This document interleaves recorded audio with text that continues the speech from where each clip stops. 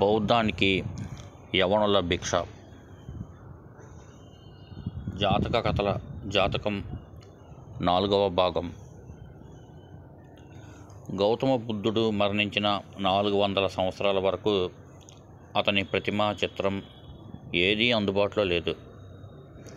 అతని ఆకృతి ఆకారం తెలియదు. వందల సంవత్సరాల పాటు బుద్ధుని చిహ్నాలైన పద్మం, బోధివృక్షం, స్తూపం, ఇతర వస్తువులను బుద్ధునివిగా భావన చేశారు. వాటిలోనే గౌతమ బుద్ధుడిని చూశారు, కొలిచారు. బహుశా నాస్తికత్వం అందుకు తోడ్పడి ఉండవచ్చు.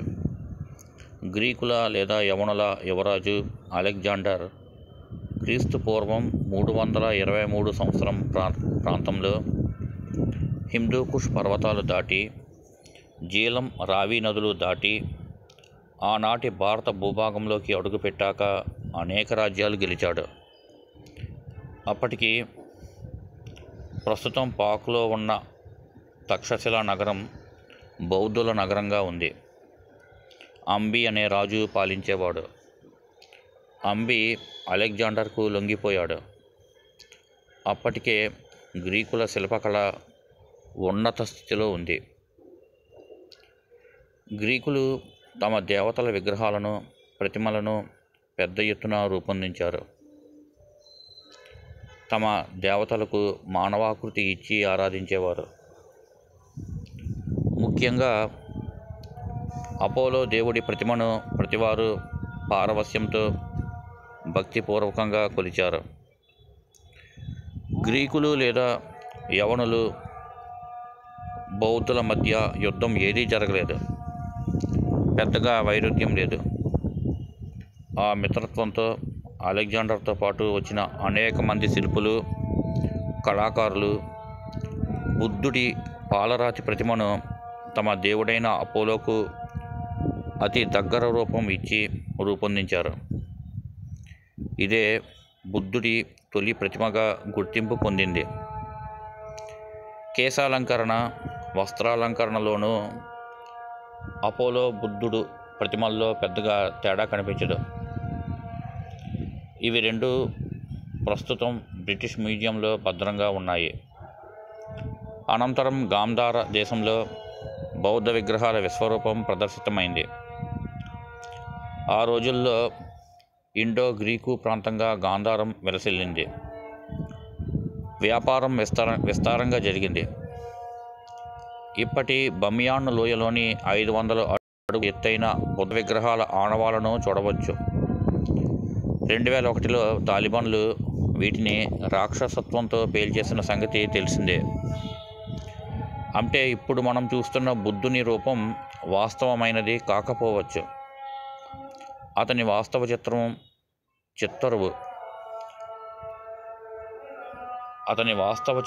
చిత్తరువు ప్రతిమ ఏది అందుబాటులో లేకపోవడమే ఇందుకు కారణం. మరోమారు ఇప్పుడు మనం చూస్తున్న బుద్ధుని రూపం వాస్తవమైనది కాకపోవచ్చు. అతని వాస్తవ చిత్తరువు ప్రతిమ ఏది అందుబాటులో లేకపోవడమే ఇందుకు కారణం. గ్రీకు దేవత అపోలోకు అనుకరణగా బుద్ధుని ఆకృతికి గ్రీకులు ప్రాణం పోశారు. అదే ఇప్పుడు అందరినీ ఆకర్షిస్తోంది. చివరికి తల జుట్టు సైతం గ్రీకుల తల జుట్టుకు దగ్గరగా రూపకల్పన చేశారు. వాస్తవానికి బౌద్ధ సన్యాసులు బోడిగుండుతో కనిపిస్తారు. గ్రీకుల హెలెనిస్టిక్ శైలి శిల్పకళ ప్రేరణతో బుద్ధుని ప్రతిమ రూపుదిద్దుకుంది. కొన్ని భారీ విగ్రహాల తల వెనుక కనిపించే ఆరా సైతం గ్రీకుల ఊహనే. వారి శిల్పకళా చాతుర్యంగానే భావిస్తున్నారు. కొన్ని భారీ విగ్రహాల తల వెనుక కనిపించే ఆరా సైతం గ్రీకుల ఊహనే, వారి శిల్పకళా చాతుర్యంగానే భావిస్తున్నారు. తర్వాత వెలుగు చూసిన ప్రతిమలు, చిత్రాలు, విగ్రహాలు ఒకే ప్రామాణికతతో కనిపించవు. రకరకాల ముఖ కవళికలతో తీర్చిదిద్దిన వైనం అందరికీ తెలిసిందే. ఆయా దేశాల్లో ఆయా జాతి పౌరుల పోలికలతో బుద్ధ ప్రతిమలను తీర్చిదిద్ది ప్రదర్శిస్తున్న సంగతి అందరికీ తెలిసిందే. గ్రీకు శిల్పకారులు రూపొందించిన తొలినాళ్ల ప్రతిమ ఆకర్షణీయంగా జీవం ఉట్టిపడేలా కనిపిస్తుంది. కొన్ని ప్రతిమల్లో బుద్ధుని నుదుట బొట్టు కూడా కనిపిస్తుంది. భారతీయతకు చిహ్నంగా బహుశా దీన్ని అలంకరించి ఉంటారనిపిస్తోంది. ఈ బొట్టు గల ప్రతిమ చిత్రం చూస్తే బుద్ధుడు ఆస్తికుడా నాస్తికుడా అన్న అనుమానాలు కలుగుతాయి. ఆ విషయాలను ఆ శిల్పులు పట్టించుకున్నట్లు కనిపించదు. ఆ తర్వాత ఆ ప్రతిమలను, శిల్పాలను, చిత్ర భగవంతుని ప్రతిరూపంగా గ్రీకులు తమ దేవుడు అపోలోను ఆరాధించినట్టుగా ఆరాధించడం, పూజించడం, భక్తి పారవస్యంతో కొలవడం అందరికీ తెలిసిందే. మౌర్య చక్రవర్తి అశోకుని కాలం నాటికి యవనులు లేదా గ్రీకులు భారతదేశంలో చెప్పుకోదగ్గ సంఖ్యలో ఉన్నారు. కొన్ని ప్రాంతాలు వారి అధీనంలోనే ఉన్నాయి. అశోకుడు బౌద్ధ మతాన్ని వివిధ దేశాలలో విస్తరింపజేసేందుకు యవనుల సాయం తీసుకున్నాడు. శృంగ వంశస్థుల నుంచి మౌర్యుల రాజ్యాన్ని, బౌద్ధాన్ని కాపాడేందుకు యవనులు విశేషంగా కృషి చేశారు. ఆ విధంగా గ్రీకు శిల్పకళ, సంస్కృతి, ఇతర అంశాలు బౌద్ధంతో మిళితమయ్యాయి. ఆనాటి ఆనవాళ్లు తక్షశిల, గాంధార, ఖైబర్ కనుమలు ఇతర ప్రాంతాల్లో ఇప్పటికీ కనిపిస్తాయి. ప్రస్తుతం పాకిస్తాన్, ఆఫ్ఘనిస్తాన్ మారుమూల ప్రాంతాలలో బౌద్ధ మతానికి చెందిన నిర్మాణాల్లో గ్రీకుల నిర్మాణ శైలి, పద్ధతులు లీలగానైనా కనిపిస్తాయి. ఆనాటి నాణాలపై గ్రీకుల ఆనవాళ్లు స్పష్టంగా అగుపిస్తాయి. వారి చరిత్రకు అద్దం పడతాయి. ఆ కాలంలో కొందరు చేసిన పరిశీలనలో పొందుపరిచిన సంఘటనల వివరాలు తదితరాలు ఇప్పటికీ బ్రిటిష్ మ్యూజియంలో కనిపిస్తాయి. శృంగ వంశస్థులతో బౌద్ధాన్ని రక్షించుకునేందుకు యవనులకు బౌద్ధులు చాలా దగ్గరగా జరిగిన విషయం. యవనుల ఆదాన ప్రదానాలను అంగీకరించడంతో బౌద్ధం తన స్వచ్ఛతను ఆనాడే వదిలేసుకుంది. అనేక రూపాంతరాలు మహా సంగీతుల సమయంలో, ఆ అనంతర కాలాల్లో, ముఖ్యంగా యవనుల కాలంలో చోటు చేసుకున్నాయి. హిమాలయ రాజ్యాలలోని బౌద్ధానికి, మధ్య ఆసియా, బాబిలోన్, మెసపటోమియా ప్రాంతాలకు పాకిన బౌద్ధానికి హస్తిమ శకాంతరం ఉండటం ఇందుకు నిదర్శనం. వేల సంవత్సరాల క్రితమే బౌద్ధం ఏకరూపతగా లేదు అన్న నగ్న సత్యం గ్రహించాలి. ఎంత దార్శనికతను ప్రదర్శించినా, అష్టాంగ మార్గం ద్వారా నైతిక విలువలు ప్రతిపాదించినా అవి శిలాశాసనాలని భావించిన దాఖలాలు లేవు. అందుకు ఉదాహరణగా గ్రీకుల ప్రాబల్య ప్రాంతాల్లో, దేశాల్లో బౌద్ధ ఆచరణను చెప్పుకోవచ్చు. క్రీస్తు శకం ఆరంభమయ్యాక ఇది మరింత తేటతెల్లమైంది. గ్రీకులు పరాక్రమవంతులు, ధీరులు, ప్రపంచాన్ని ప్రభావితం చేసిన వారు.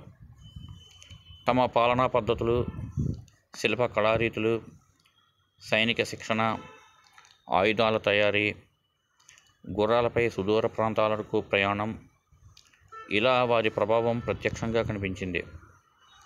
బౌద్ధులు వీటన్నిటికీ దూరం.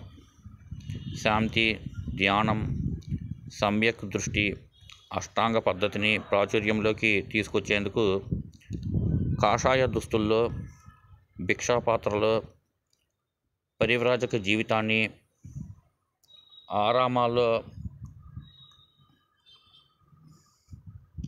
సేద తీరడాన్ని వారు ఇష్టపడ్డారు. ఆ రకంగా ఈ రెండు దృక్కోణాలు పరస్పర ఆధారాలుగా, పూరకాలుగా నిలిచాయి. ఈ విస్తారమైన, విభిన్నమైన, విశాలమైన సంస్కృతులు, సభ్యత, జీవన విధాన వైశిష్ట్యం గల నేపథ్యంలో జాతక కథల నీతి ఎంతవరకు ఉపకరిస్తుంది? ఆ కథల్లోని వాతావరణం, పాత్రలు, పూర్వజన్మలు, సంఘటనలు, సమస్యలు, సంఘీభావం, సామాజిక చిత్రణ, మధ్య ఆసియా, బాబిలోనియా తదితర ప్రాంత ప్రజలను సైతం కదిలిస్తాయా? ఆ కథల్లోని వాతావరణం, పాత్రలు, పూర్వజన్మలు, సంఘటనలు, సమస్యలు, సంఘీభావం, సామాజిక చిత్రణ, మధ్య ఆసియా, బాబిలోనియా తదితర ప్రాంత ప్రజలను సైతం కదిలిస్తాయా? ఇతర దేశాల, జాతుల వారిని ఆకర్షిస్తాయా? ఈ మౌలిక ప్రశ్నను వేసుకోకుండానే బౌద్ధ ధర్మ అభిమానులు బలవంతంగా ప్రపంచంపై ఆ కథల సారాంశాన్ని రుద్దాలని వేల సంవత్సరాలుగా ప్రయత్నించడం సబబేనా? ఒక జాతక కథ ఎలా ఉందో ఆలోచించండి.